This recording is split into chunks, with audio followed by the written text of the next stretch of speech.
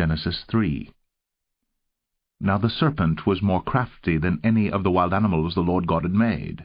He said to the woman, "Did God really say you must not eat from any tree in the garden?" The woman said to the serpent, "We may eat fruit from the trees in the garden, but God did say, 'You must not eat fruit from the tree that is in the middle of the garden, and you must not touch it, or you will die.'"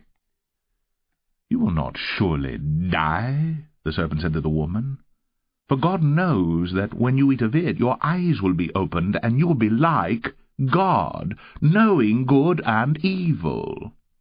When the woman saw that the fruit of the tree was good for food, and pleasing to the eye, and also desirable for gaining wisdom, she took some and ate it. She also gave some to her husband who was with her, and he ate it. Then the eyes of both of them were opened, and they realized they were naked. So they sewed fig leaves together and made coverings for themselves. Then the man and his wife heard the sound of the Lord God as he was walking in the garden in the cool of the day, and they hid from the Lord God among the trees of the garden. But the Lord God called to the man, "Where are you?" He answered, "I heard you in the garden, and I was afraid, because I was naked, so I hid." And he said, "Who told you that you were naked? Have you eaten from the tree that I commanded you not to eat from?" The man said, "The woman you put here with me, she gave me some fruit from the tree, and I ate it." Then the Lord God said to the woman, "What is this you have done?" The woman said, "The serpent deceived me, and I ate." So the Lord God said to the serpent, "Because you have done this, cursed are you above all the livestock and all the wild animals. You will crawl on your belly, and you will eat dust all the days of your life. And I will put enmity between you and the woman, and between your offspring and hers. He will crush your head, and you will strike his heel." To the woman he said, "I will greatly increase your pains in childbearing. With pain you will give birth to children.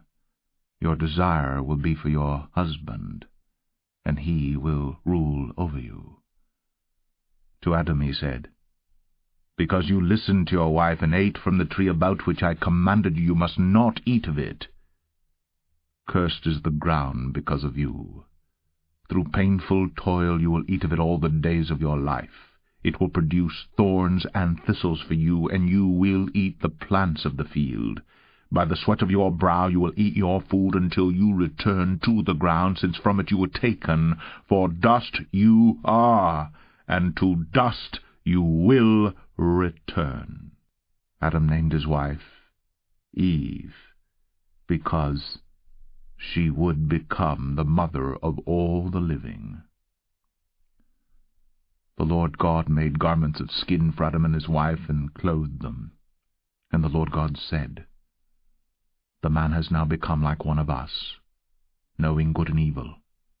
He must not be allowed to reach out his hand and take also from the tree of life, and eat, and live forever."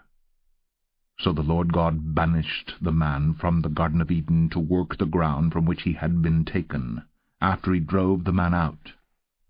He placed on the east side of the Garden of Eden cherubim, and a flaming sword flashing back and forth to guard the way to the tree of life.